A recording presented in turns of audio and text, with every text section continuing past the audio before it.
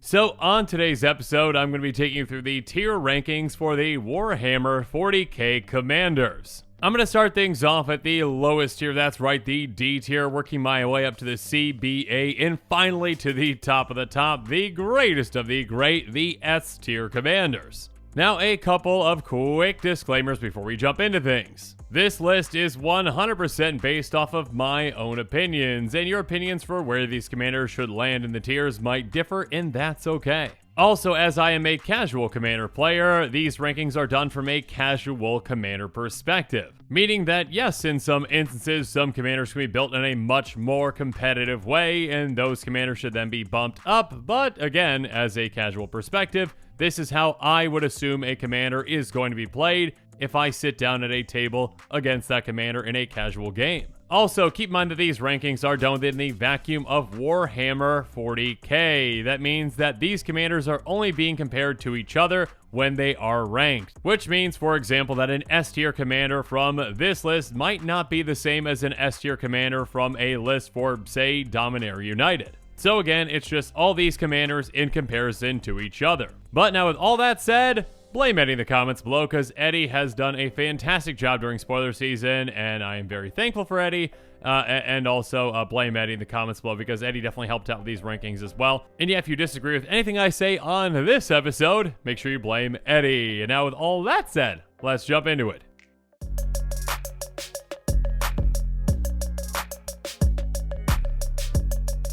So we're going to start things off at the D tier. That's right, the lowest of the row, the bottom dwellers. And actually one of the bottom dwellers in these precons is actually the face of one of the precons with Zarek, the Silent King. And actually I probably should have mentioned before as well, I am bound to mispronounce a lot of things on this episode. So yeah, blame me in the comments below for that. Regardless, this is a 3/4 Necron with flying that costs 1 black. It has My Will Be Done. Whenever it attacks, mill 3 cards. You may put an artifact, creature card, or a vehicle card from among the cards milled this way into your hand. So this commander really isn't all that exciting, really doesn't have a lot going on, and really isn't all that powerful. I mean, it's a 3/4 flyer for 4.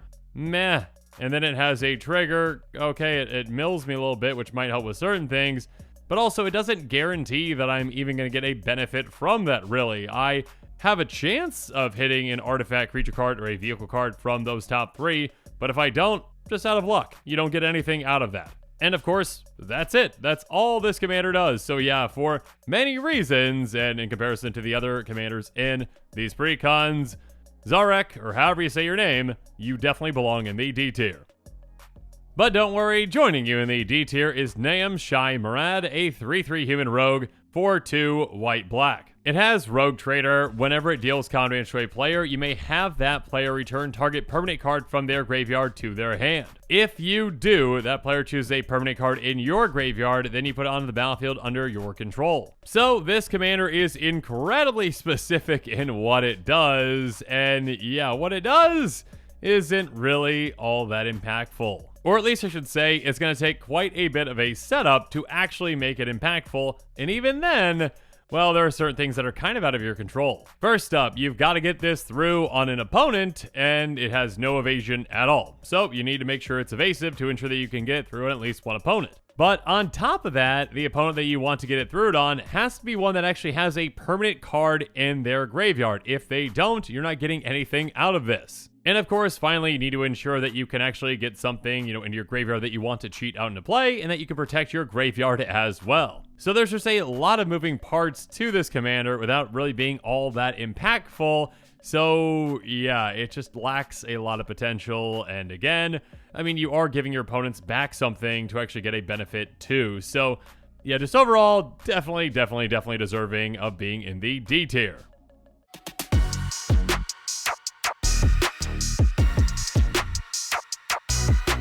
But now let's move up to the C tier. So not quite your middle of the road commanders, but definitely not the bottom of the barrel as well. And starting off the C tier, we've got the Red Terror. It's a 4/3 Tyrannid that costs 3 in red, and it has advanced species. Whenever a red source you control deals damage to one or more permanents and or players, put a +1 counter on the Red Terror.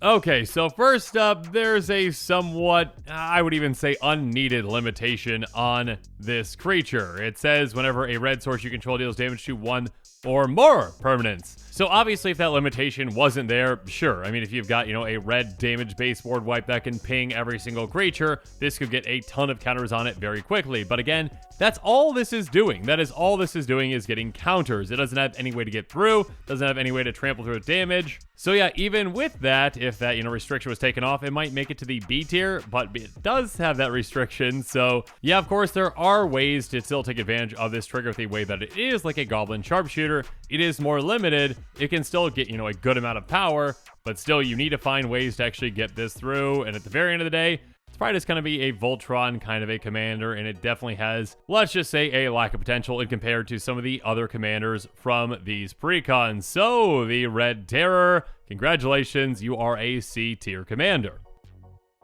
But joining you in the C tier is another monocolored commander with Old One Eye, a 6/6 Tyranid that has trample and costs 5 and a red. It has other creatures you control have trample. Whenever Old One Eye enters the battlefield, create a 5/5 green Tyranid creature token. And it has fast healing at the beginning of your pre-combat main phase. You may discard 2 cards. If you do, return Old One Eye from your graveyard to your hand. So this commander actually has a decent amount going on. You basically get 11 total power across 2 bodies and 11 trampling power. And actually, if you had access to, say, a color like, well, actually, a lot of other colors. If you had access to blue or white, you'd have access to a bunch of, blink effects. If you had access to black, you'd have access to a bunch of, feigned death effects or zombify effects.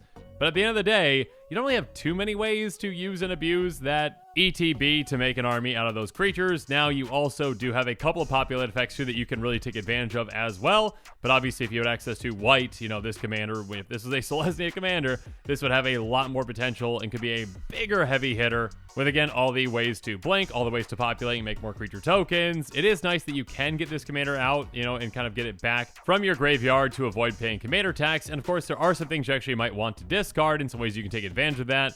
But still, this is a solid C-tier commander, but still a C-tier commander itself. If it had another color, especially one that could really work with what it wants to do, it could definitely be bumped up. But alas, it is what it is.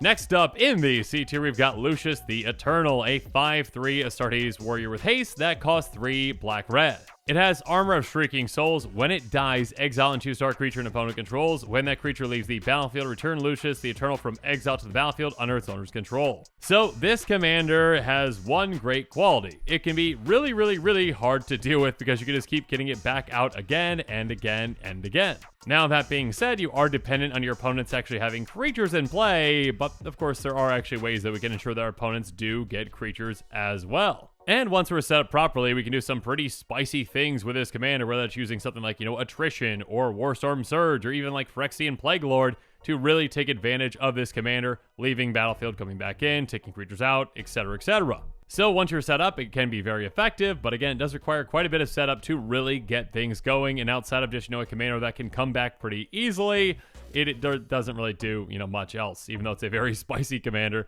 that I very much enjoy. Lucius the Eternal, I am sorry, but you are still a C tier commander.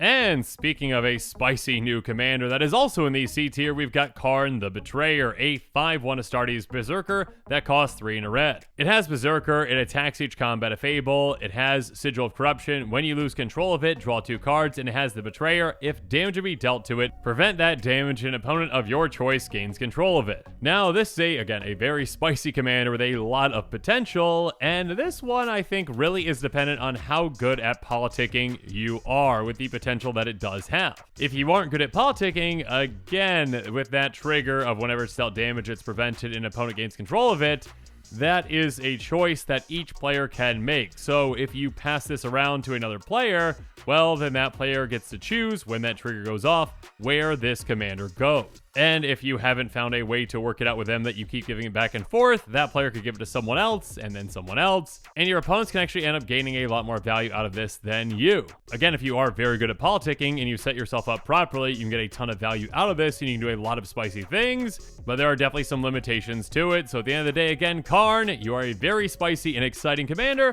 but you are still a C tier commander. But now it's time for us to move on to Illuminor Xeris, a 3/3 Necron that costs 2 to black that has Secrets of the Soul, tap, sacrifice another creature, add an amount of black equal to the sacrifice creature's mana value. So this commander really doesn't do all that much. It basically has one ability, but that ability does have a good amount of potential. Again, of course, ramping is a very powerful thing, and yeah, this can be a very efficient, essentially, mana dork in a way because it can ramp you for a ton. Of course, at a price, but also in mono black, there are plenty of ways to actually benefit from your creatures dying. So you can potentially sacrifice a creature for some aristocrat style value while also getting a ton of mana out of this to cast something even bigger. So this can ramp you very quickly. And yes, once you're set up properly, it can get you ahead of your opponents. That being said, outside of, just a way to ramp and sacrifice some creatures, it doesn't really do all that much else. And in fact, it really doesn't do anything else. So at the end of the day, with all of that in mind, Illuminor Xeris, you are a solidly C tier commander. Moving on, joining you in the C tier though is Inquisitor Eisenhorn, a 2/3 human Inquisitor that costs 2 blue-black. It has, you may reveal the first card you draw each turn as you draw it. Whenever you reveal an instant or sorcery card this way, create Cherub Bale, a legendary 4/4 black demon creature token with flying. On top of that, when it deals damage to a player, investigate that many times. So for 4 mana, you essentially can set yourself up to have, 6 total power in play across 2 bodies, with one of those being a legendary creature token that you can keep getting back again and again and again whenever you reveal those instant sorceries. That being said, obviously if you already have one in play, revealing another one isn't really going to benefit you all that much unless you've got, yourself set up with some aristocrat style benefits for a creature dying. On top of that, while that combat damage trigger is nice, it's not really all that impactful, and again, unless you've got other ways to pump this commander, that's only going to be 2 clues just for getting through. And of course, again, yeah, you have to actually make sure that you get through with this commander that has no evasion. So overall, this commander is, okay, not bad, not all that great. And so at the end of the day, Inquisitor Eisenhorn, you are a C tier commander.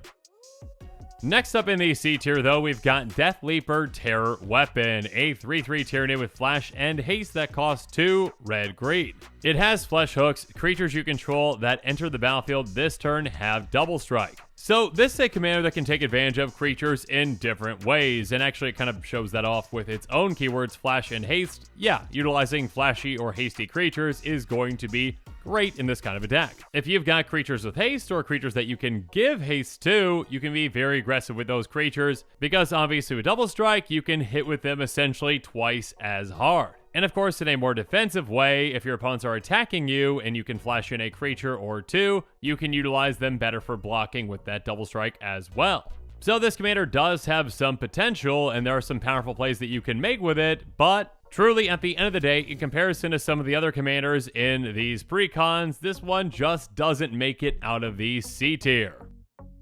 Next up, though, let's talk about Celestine the Living Saint, a 3/4 human warrior with flying and lifelink that costs 4 and a white. It has healing tears. At the beginning of your end step, return target creature card with mana value X or less from your graveyard to the battlefield, where X the amount of life you gained this turn. So this commander is definitely not bad, but it does have certain limitations that make it not as effective as other commanders in these precons. And the first main limitation is, well, when it does come to monocolored commanders, the weakest out of all of the colors when it comes to monocolor is still mono white. So this commander is essentially already starting off at a disadvantage, and yeah, it does have a decent trigger. You do have to set yourself up enough to have creatures in your graveyard that actually want out, and to ensure that you can actually gain enough life to get out a creature that you want out as well. On top of ensuring that your commander stays around until your end steps to actually get that trigger too. So definitely not a bad commander, but again, there's a lot of great commanders in these precons, and this one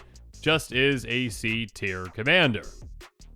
Moving on, though, we've got Belisarius Call, a 2/4 human that costs 2 white-blue.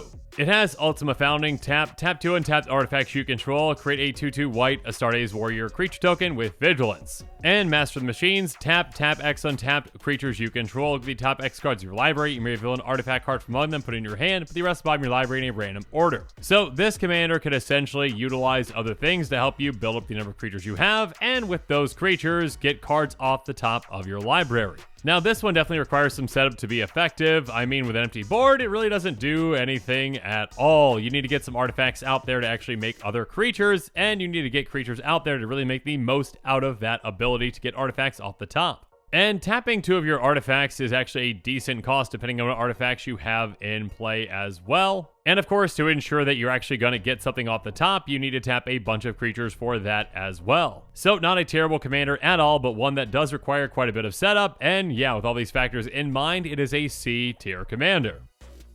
But now it's time for us to move on to our final C tier commander with Onwrecker the Traveler. It's a 4/4 legendary artifact creature Necron that costs 4 and a black, and it says, Lord of the Pyrian Legions. Whenever it attacks, you may cast an artifact spell from your hand or graveyard by paying life equal to its mana value rather than paying its mana cost. So this commander can definitely cheat out some massive artifacts at the cost of life instead of mana, which of course is a very powerful thing. That being said, of course, to do so, you do need to put your commander in danger potentially to get value out of it. It doesn't have any inherent form of evasion, and it's just a 4/4, so it can pretty easily get taken out in combat. Now, obviously, once you get yourself set up and you get some evasion on this, maybe with some equipment, you can definitely really effectively utilize the cards in your hand, especially if you've got ways to tutor for some pretty massive artifacts with some pretty massive effects. Overall, though, this commander is just outclassed by a lot of commanders in these precons, so at the end of the day, it is a C tier commander.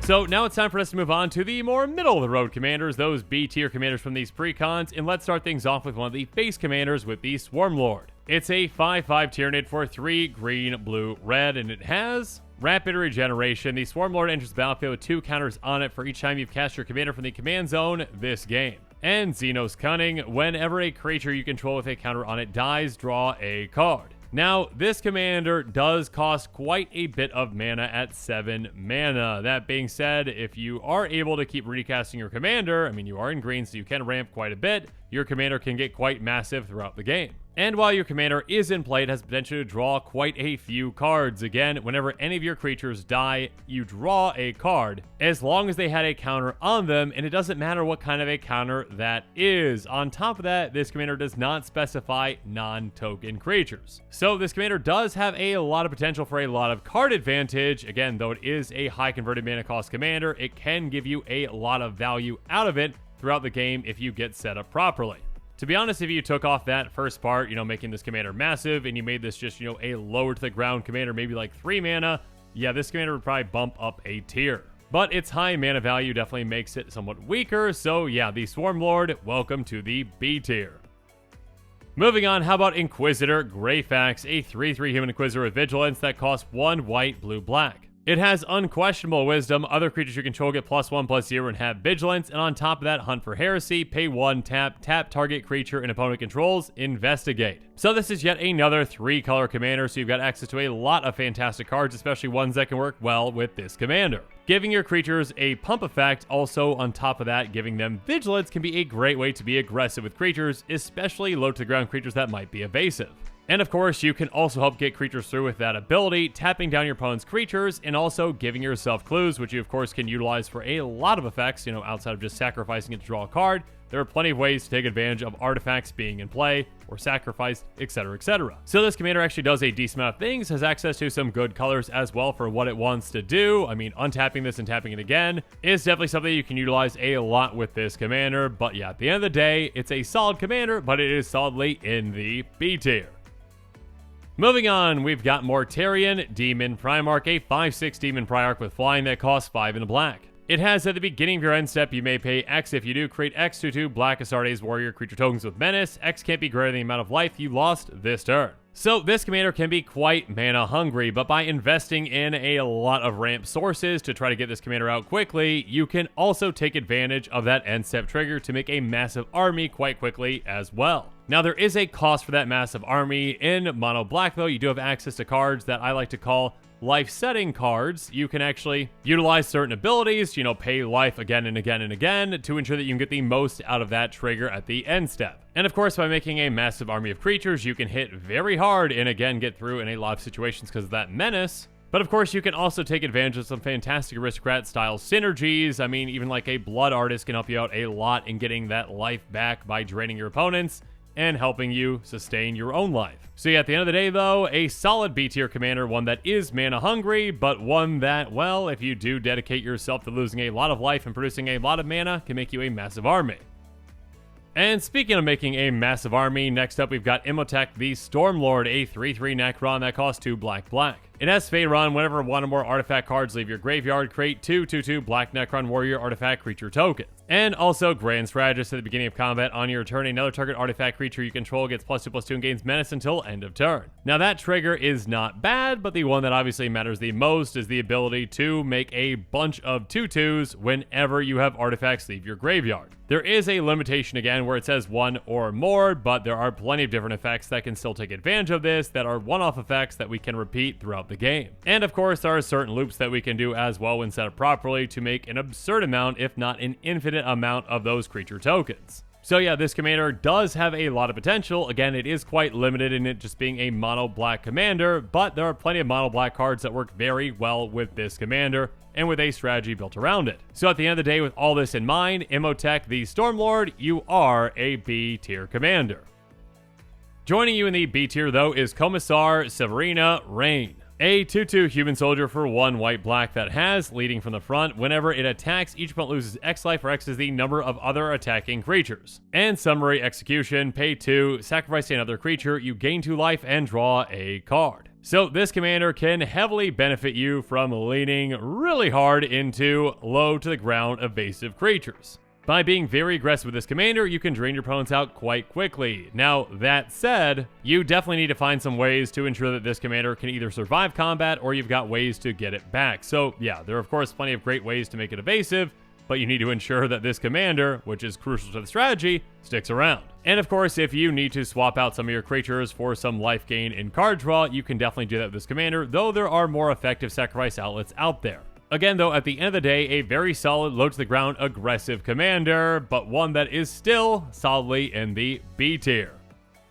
But rounding out our B tier, we've got Be'lakor the Dark Master, a 6/5 Demon Noble flying that costs 3 blue, black, red. It has Prince of Chaos. When it enters the battlefield, you draw X cards and lose X life, where X the number of demons you control. On top of that, Lord of Torment. Whenever another demon enters the battlefield on your control, deals damage equal to its power to any target. So this commander not only has a solid ETB itself, which has the potential to draw you a lot of cards for some life, which again, will make that trade any day of the week, but on top of that, it allows your other demons to have very solid ETBs as well, essentially War Storm Surges for each of them. This commander allows you to dig deeper into your deck for even more demons and ways to take advantage of them, and also ways to, utilize your demons and their power to take out your opponents and their creatures. And by having access to 3 colors, you have access to some fantastic cards, including plenty of great demons, and of course, some great blink effects as well. So there are definitely some powerful things that this commander can do. Again, it is a 6 mana commander, but once you get things going, it can really take over a game. That being said, in comparison to the other commanders in these precons, it is a middle-of-the-road commander, a solid B-tier commander.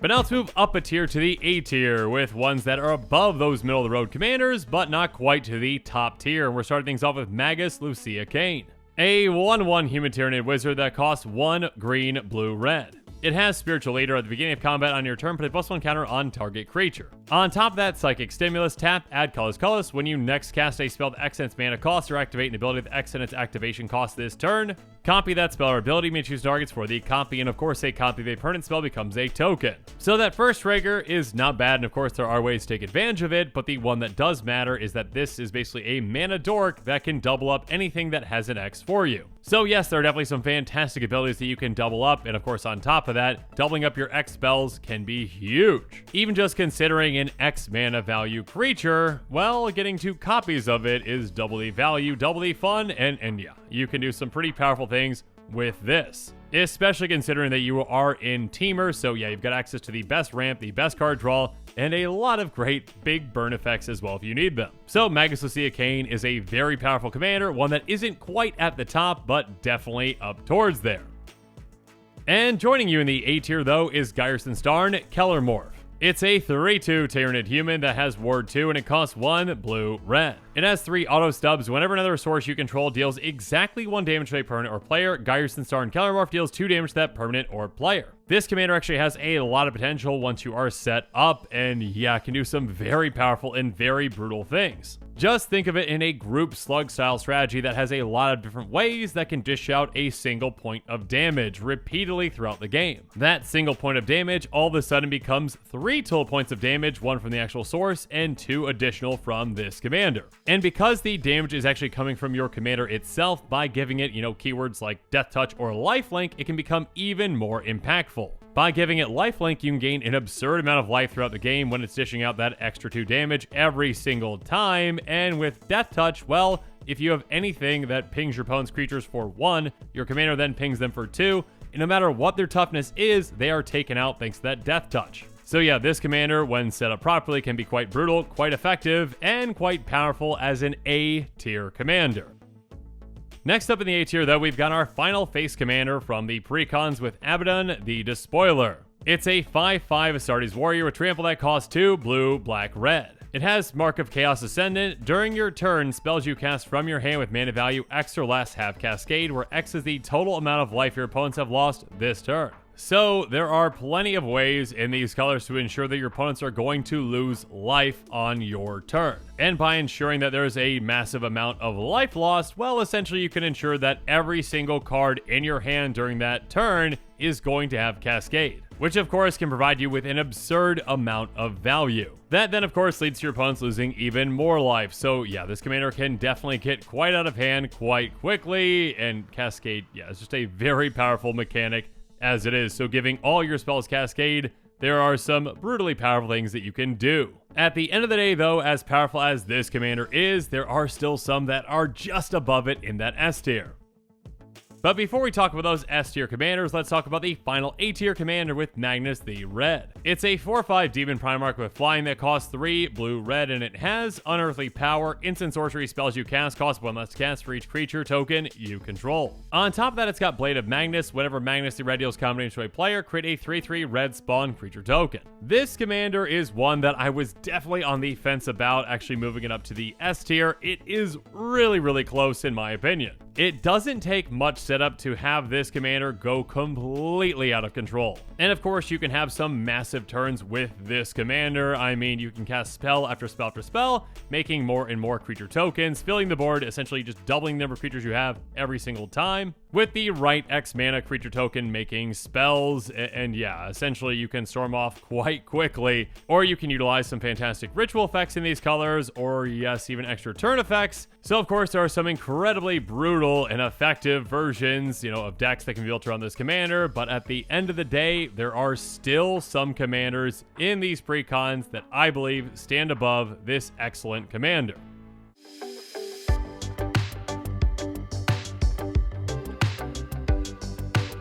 So now let's move on to the first of the most powerful commanders from these precons with the S tier commanders, starting with Trazyn the Infinite. This is a 4/6 Necron with Death Touch that costs 4 black, and it says Prismatic Gallery. As long as Trazyn the Infinite is on the battlefield, it has all activated abilities of all artifact cards in your graveyard. This commander can combo in a multitude of ways incredibly quickly, and it even can just combo the second it hits the battlefield if you have the right setup, and it's really not all that hard to do in mono black because, of course, you've got access to the best tutors, and you've got access to tutors that can put artifacts directly into your graveyard from your library. So even a single spell in some circumstances can actually just set yourself up to win the second your commander comes into play. And some of the combo cards that work well with this are actually mana rocks and hyper efficient mana rocks. So yeah, you can get this commander out incredibly quickly with those cards as well to win in absolutely no time. This commander, in my opinion, is definitely broken and definitely deserving of the title of an S tier commander.